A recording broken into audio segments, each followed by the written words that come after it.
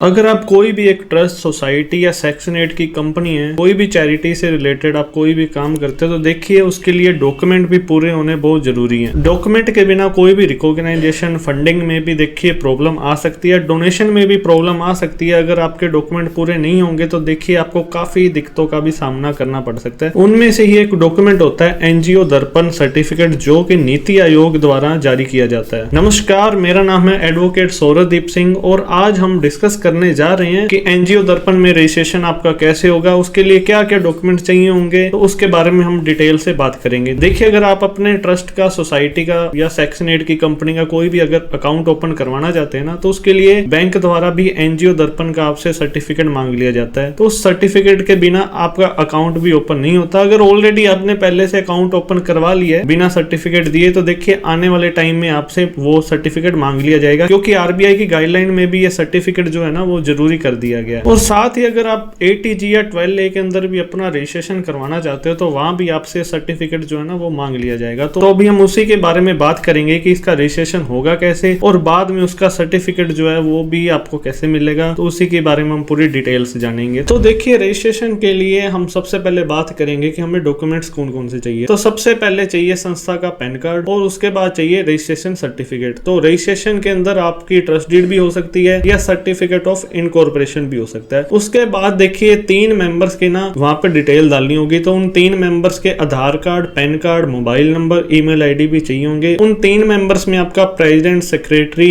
या ट्रेजरर भी हो सकते हैं, या आप किसी वाइस प्रेसिडेंट को भी उसमें ऐड कर सकते हो। और उसके बाद एक आपको एफिडेविट के लिए एक विटनेस की भी जरूरत होगी। तो विटनेस का भी Aadhaar card, PAN card, mobile number और ईमेल आईडी की जरूरत होगी। तो उस विटनेस का जो ना आपकी संस्था से कोई भी रिलेशन नहीं होना चाहिए, इस बात का आप ध्यान रखिएगा। तो देरी ना करते हुए हम आगे बढ़ते हैं और जानते हैं कि एनजीओ दर्पण की वेबसाइट पर हमारा रजिस्ट्रेशन कैसे होगा। तो चलिए शुरू करते हैं। एनजीओ दर्पण की वेबसाइट पर हमारा रजिस्ट्रेशन के लिए देखिए हम सबसे पहले अपने कंप्यूटर पर कोई भी ब्राउजर ओपन कर लेंगे। आप चाहे गूगल क्रोम ओपन कर सकते हैं, माइक्रोसॉफ्ट एज ओपन कर सकते हैं, सफारी ओपन कर सकते हैं। तो वहाँ सर्च बार में जाकर हम सर्च करेंगे ngiodarpan.gov.in। तो ये URL सर्च करने के बाद देखिए अभी हमारी जो वेबसाइट है वो ओपन हो चुकी है।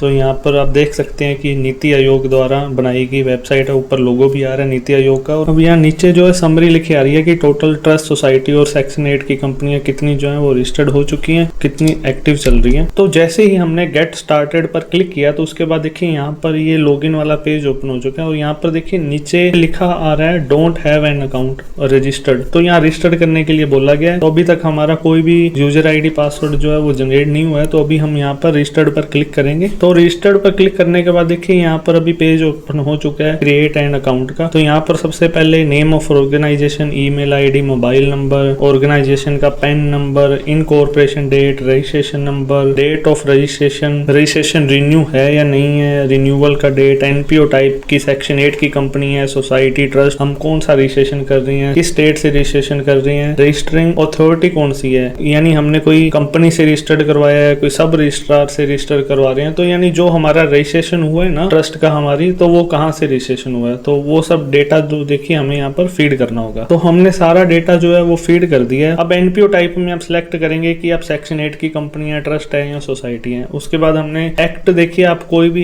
एक्ट यहाँ सिलेक्ट करेंगे कि किस एक्ट के अंदर आपने रजिस्ट्रेशन अपना करवाया। तो सिलेक्ट करने के बाद हमने रजिस्टरिंग अथॉरिटी भी डाल दी है कि हमारी जो ट्रस्ट का रजिस्ट्रेशन हुआ है वो कहाँ से हुआ है। तो जैसे कि ट्रस्ट का सब रजिस्ट्रार से करवाया तो हमने वो सब रजिस्ट्रार एंटर कर दिया। Number of the office barriers including member, देखिए यहाँ पर हमने 3 सिलेक्ट किया है। हमने यहाँ 3 क्यों सिलेक्ट किया है, ताकि आपको बैंक के अकाउंट ओपन करवाने में कोई भी परेशानी ना हो। यहाँ पर आप ज्यादा भी मेंबर ऐड कर सकते हैं, लेकिन जितने मेंबर आप ऐड करोगे तो उन सब का डेटा, आधार, पैन, मोबाइल, ईमेल आईडी, सब डेटा आपको चाहिए होगा। उसके बाद हमने यहाँ नीचे कैप्चा डाला और जनरेट ओटीपी पर क्लिक किया। तो जनरेट ओटीपी पर क्लिक करने के बाद हमारी ईमेल और मोबाइल दोनों पर एक ओटीपी चला गया है। तो अभी हम दोनों के जो ओटीपी हैं वो एंटर कर देंगे। तो यहाँ पर देखिए ईमेल और मोबाइल दोनों पर अलग अलग ओटीपी गई हैं। तो ओटीपी एंटर करने के बाद हम यहाँ पर सबमिट पर क्लिक करेंगे। सबमिट पर क्लिक करने के बाद देखिए यहाँ पर लिखा आ गया your your sign up process is complete, यानी हमारा साइन अप जो है प्रोसेस फर्स्ट स्टेप जो है वो कंप्लीट हो चुका है। अब आपकी ईमेल आईडी पर ना डिटेल चलेगी लॉगिन की, आपकी ईमेल आईडी पर एक पासवर्ड जाएगा, तो वो पासवर्ड आपने चेक कर लेना। अब कंटिन्यू टू लॉगिन पर हम जो है वो क्लिक करेंगे। कंटिन्यू टू लॉगिन पर क्लिक करने के बाद यहाँ पर हम अपने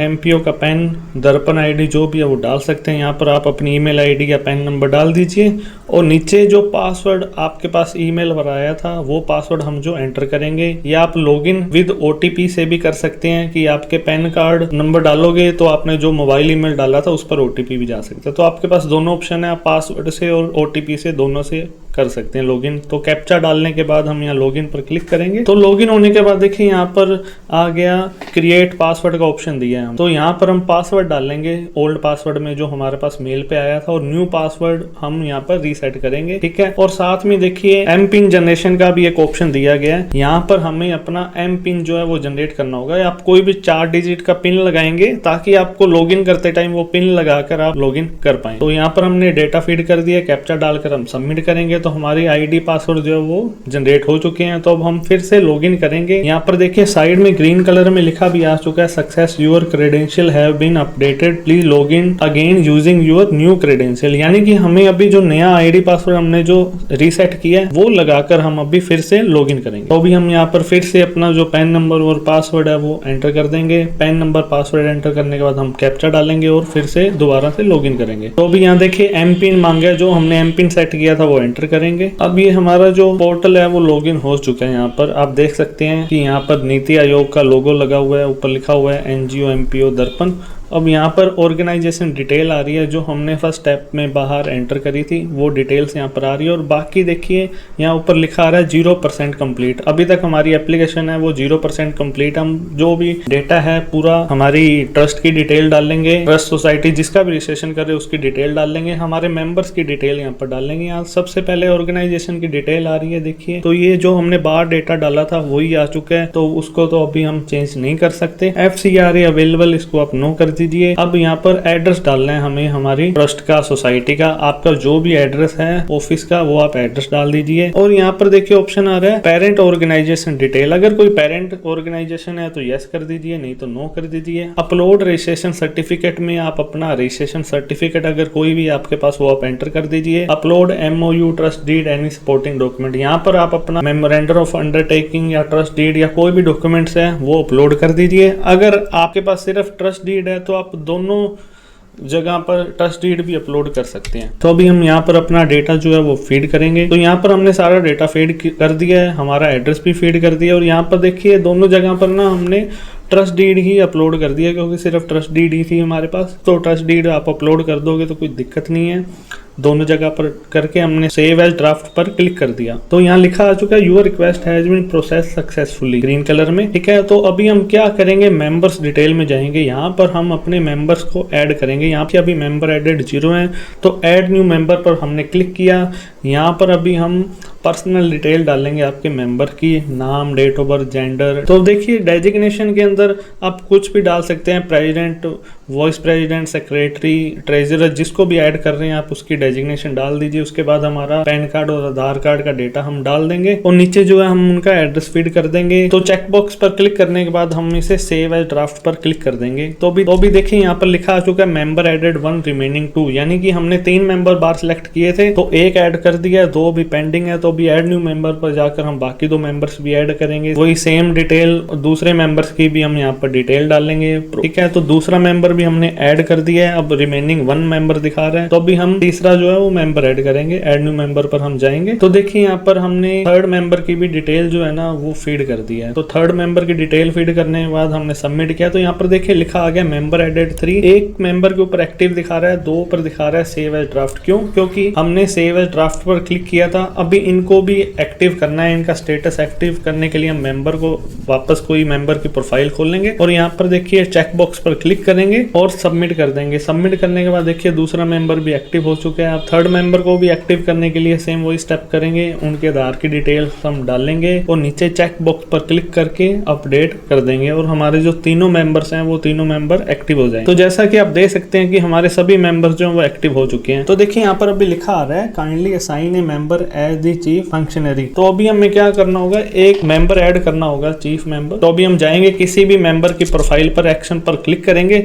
यहाँ पर देखिए ऑप्शन आ रहा है, तो इसे हम यस कर देंगे। तो यस करने के बाद फिर से चेक बॉक्स पर क्लिक करके हम इसको अपडेट कर देंगे। तो जैसा कि अभी आप देख सकते हैं ये ग्रीन कलर में लिखा आ चुका है, your request has been process successfully, और साइड में भी मेंबर डिटेल्स जो है वो ग्रीन कलर में आ चुकी है, यानी कि हमारी मेंबर की जो डिटेल थी वो कंप्लीट हो चुकी है।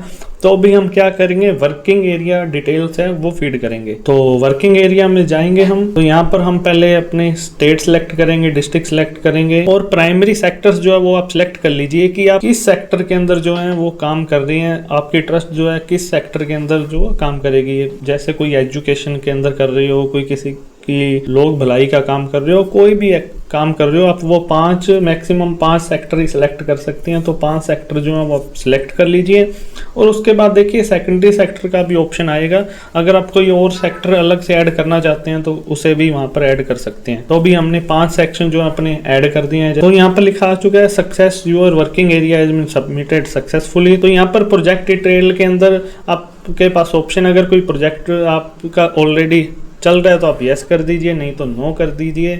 अगर यस करेंगे तो आपको सारी डिटेल्स डालनी पड़ेगी। अगर आपकी ट्रस्ट ही बिल्कुल नहीं है तो देखिए आप इसे नो भी कर सकते हैं, तो आप इसे नो कर दीजिए, कोई दिक्कत नहीं, आपका रजिस्ट्रेशन जो है वो हो जाएगा। तो देखिए यहाँ पर लिखा आ चुका है सबमिट करने पर ग्रीन कलर में, और ऊपर वर्किंग एरिया भी वो ग्रीन कलर में हो चुका है। अब बात आती है एक्टिविटीज की। अगर कोई एक्टिविटी आप एंटर करना चाहते हैं, कोई कर रही है तो आप यस कर दीजिए, नहीं करी तो आप नो कर दीजिए, क्योंकि यस करोगे तो ईयर, वर्किंग सेक्टर, अचीवमेंट सब आपको डालना पड़ेगा। तो आप इसे नो कर दीजिए, कोई प्रॉब्लम नहीं है। तो अभी आप देख सकते हैं कि वर्किंग एरिया जो है ना वो भी ग्रीन कलर में हो चुका है। तो यानी कि हमारी जो वर्किंग एरिया की डिटेल्स है वो भी सबमिट हो चुकी है। तो उसके बाद देखिए हम फाइनल सबमिशन में आएंगे। फाइनल सबमिशन में आप देख सकते हैं कि हमारी एमपीओ डिटेल्स जो है वो पूरी डिटेल्स आ रही है हमारी ऑर्गेनाइजेशन की, लेकिन ऊपर लिखा भी आ रहा है रजिस्ट्रेशन इनकम्प्लीट। तो अभी मैं बताऊंगा वो क्यों लिखा रहा है। तो यहाँ नीचे सारी डिटेल्स आ गई। अभी हमने क्या डॉक्यूमेंट अपलोड करे हैं, हमारी मेंबर्स की डिटेल, उनकी सारी डिटेल आ गई। वर्किंग एक्टिविटी, तो वर्किंग एरिया हमने एंटर किया था, प्रोजेक्ट डिटेल हमने कोई डाली नहीं तो नहीं आ रहा। तो अब देखिए यहाँ पर प्रोसीड का ऑप्शन नहीं आ रहा, और एमपीओ डिटेल्स भी अभी जो है वो रेड कलर में है। तो अभी हम फिर से वहां जाएंगे एमपीओ डिटेल्स में। एक्चुअली हुआ क्या था, हमने स्टार्टिंग में सेव एज ड्राफ्ट पर क्लिक किया था, ठीक है। तो अभी हम उसे सबमिट पर क्लिक करेंगे। तो जैसे ही हमने सबमिट पर क्लिक किया तो देखिए हमारी जो एमपीओ डिटेल्स है ना वो भी ग्रीन कलर में होगी, और वहां लिखा भी आ गया ग्रीन कलर के अंदर your request has been processed successfully. तो अभी हम फिर से फाइनल सबमिशन पर जाएंगे। फाइनल सबमिशन में जाने के बाद हम अपनी डिटेल एक बार चेक करेंगे और नीचे प्रोसीड पर जो है वो क्लिक करेंगे। तो यहाँ पर विटनेस डिटेल हमसे मांगी गई है। तो अभी आप कोई भी एक विटनेस की डिटेल डालोगे, नाम, date of birth, Aadhaar number, mobile number, ठीक है, और उनका एड्रेस। वो विटनेस ऐसा ही होना चाहिए जिसका आपके ट्रस्ट या सोसाइटी या सेक्शन 8 की कंपनी के साथ कोई भी रिलेशन ना हो। तो ऐसे विटनेस की आपने यहाँ पर डिटेल एंटर करनी है। तो विटनेस की डिटेल एंटर करने के बाद यहाँ पर चेक बॉक्स पर क्लिक करेंगे, सबमिट एंड ई साइन पर हम क्लिक कर देंगे। तो सबमिट एंड ई साइन पर क्लिक करने के बाद यहाँ पर देखिए एफिडेविट बन चुका है। एफिडेविट के अंदर आपकी सारी डिटेल जो भी एंटर की थी वो डिटेल्स आ चुकी है, और एक फॉर्मेट के अंदर एफिडेविट बन चुका है। तो अभी आप क्या करेंगे, डाउनलोड ड्राफ्ट के ऊपर क्लिक कर देंगे, और उसको एक आप सेव करके भी रख सकते हैं फ्यूचर में, कहीं अगर आपको जरूरत पड़ती है तो डेटा देखना चाहते हैं। तो उसके बाद हम क्या करेंगे, डाउनलोड करने के बाद देखिए यहाँ पर हमारे पास वो पीडीएफ फाइल डाउनलोड हो चुकी है। तो अभी हम ई साइन पर क्लिक करेंगे। ई साइन पर क्लिक करने के बाद देखिए हमारा मोबाइल और ईमेल आईडी जो हमने स्टार्टिंग में एंटर करी थी रजिस्ट्रेशन करने के टाइम, उस पर एक ओटीपी गया। तो आप वो ओटीपी एंटर कर सबमिट कर देंगे। तो देखिए यहाँ पर आ चुका है, congratulation your Darpan ID has been successfully generated. तो आपकी दर्पण आईडी जो है ना वो जनरेट हो चुकी है। तो अभी हम क्या करेंगे, चेक डिटेल्स के ऊपर क्लिक करेंगे। तो चेक डिटेल्स पर क्लिक करने के बाद देखिए नया पेज ओपन हो चुका है यहाँ। तो यहाँ पर देखिए ऑर्गेनाइजेशन की डिटेल आ चुकी है, organization name, registered district, registration year, और आपकी दर्पण आईडी देखिए लिखी आ चुकी है ग्रीन कलर के अंदर, और आईडी स्टेटस भी जो है वो भी एक्टिव शो कर रहा है, और जनरेशन की डेट भी जो है वो जिस आज हमने रजिस्ट्रेशन किया तो आज ही की डेट आ चुकी है, यानी कि दर्पण आईडी जो आपकी हैंड टू हैंड ही जनरेट हो जाती है। तो अभी आप क्या करोगे, इसका देखिए आप स्क्रीनशॉट ले सकते हैं। तो आप अपने कंप्यूटर पर स्क्रीनशॉट ले लीजिए इसका, ठीक है। एक तो इस मेथड से आप इसे सेव कर सकते हैं, या आप Ctrl+P दबाकर इसे प्रिंट भी कर सकते हैं इस पेज को। तो इस प्रकार से आप अपनी जो दर्पण आईडी है उसे सेव कर लीजिए, क्योंकि आपने कोई भी बैंक अकाउंट खुलवाना है तो आपको ये दर्पण आईडी ही वहां पर देनी होगी। तो इस दर्पण आईडी को देने के बाद आपका जो अकाउंट है ओपन हो जाएगा। तो अब देखिए फिर से होम पेज पर आकर ना MPO डायरेक्टरी का यहाँ ऑप्शन आ रहा है, MPO डायरेक्टरी पर आप क्लिक करेंगे। तो MPO डायरेक्टरी पर क्लिक करने के बाद यहाँ पर MPO रजिस्टर्ड स्टेट सेलेक्ट कर लीजिए, MPO की डिस्ट्रिक्ट सेलेक्ट कर लीजिए, सेक्टर को एंटर करना चाहते हैं तो ठीक है, या आपके पास दर्पण आईडी है, दर्पण आईडी डालकर या MPO का नेम डालकर आप क्या है यहाँ पर सर्च कर सकते हैं। तो जैसे हमने यहाँ पर डिटेल डाली और सर्च करेंगे तो देखिए यहाँ पर दिखा रहा है आपके MPO का नाम, ठीक है, रजिस्ट्रेशन नंबर, डिस्ट्रिक्ट, सब डेटा जो है हमारा शो हो रहा है, और वर्किंग भी दिखा रहा है कि किस किस सेक्टर में वर्किंग कर रही है, कहाँ का ये एड्रेस है। तो नेम ऑफ MPO पर आप चाहो तो क्लिक कर सकते हो। तो नेम ऑफ MPO पर हम जैसे क्लिक करते हैं तो देखिए एक ये फिर पेज ओपन हो चुका है। यहाँ पर MPO की डिटेल आ रही है, ऑफिस बैरियर्स, आपके जो भी तो आपने जो भी मेंबर्स की डिटेल एंटर करी थी वो आ जाएगी, आपकी कॉन्टैक्ट डिटेल्स आ जाएगी। तो अभी आप इसको डाउनलोड कर सकते हैं। तो इसको डाउनलोड करने के बाद देखिए हमारे पास एक PDF फाइल डाउनलोड हो चुकी है, इस पर आपके ट्रस्ट की टोटल डिटेल आ चुकी है। तो इसका प्रिंट आउट निकाल कर भी आप बैंक में दे सकते हैं और आपका जो अकाउंट है वो ओपन हो जाएगा बैंक में। तो दोस्तों आपको समझ आ ही चुका होगा कि NGO दर्पण पर हमारा रजिस्ट्रेशन कैसे होगा। तो देखिए ये बिल्कुल इजी प्रोसेस है, ज्यादा टाइम भी नहीं लगता, और आपका रजिस्ट्रेशन भी है वो भी देखिए हैंड टू हैंड हो जाता है, और आपकी दर्पण आईडी भी जो है वो डिटेल्स एंटर करने के बाद हैंड टू हैंड ही जनरेट हो जाएगी, जिससे आप अपना बैंक अकाउंट ओपन करवा सकते हैं। कहीं भी आप देना चाहते हैं दर्पण आईडी किसी भी, तो आप उस दर्पण आईडी का यूज कर सकते हैं। तो दोस्तों आई होप कि आपको वीडियो हेल्पफुल लगी होगी। तो ऐसे ही और अपडेट्स देखते रहने के लिए हमारे चैनल को सब्सक्राइब करना मत भूलिएगा। अगर आपको NGO दर्पण से रिलेटेड कोई भी हेल्प चाहिए तो आप नीचे दिए गए नंबर पर कॉन्टैक्ट कर सकते हैं, आपकी पूरी हेल्प की जाएगी रजिस्ट्रेशन में। और ऐसे ही और अपडेट्स देखते रहने के लिए हमारे चैनल को सब्सक्राइब करना मत भूलिएगा। वीडियो में एंड तक बने रहने के लिए आपका धन्यवाद। हंसते रहिए, मुस्कुराते रहिए, जल्दी ही मिलते हैं नेक्स्ट वीडियो में।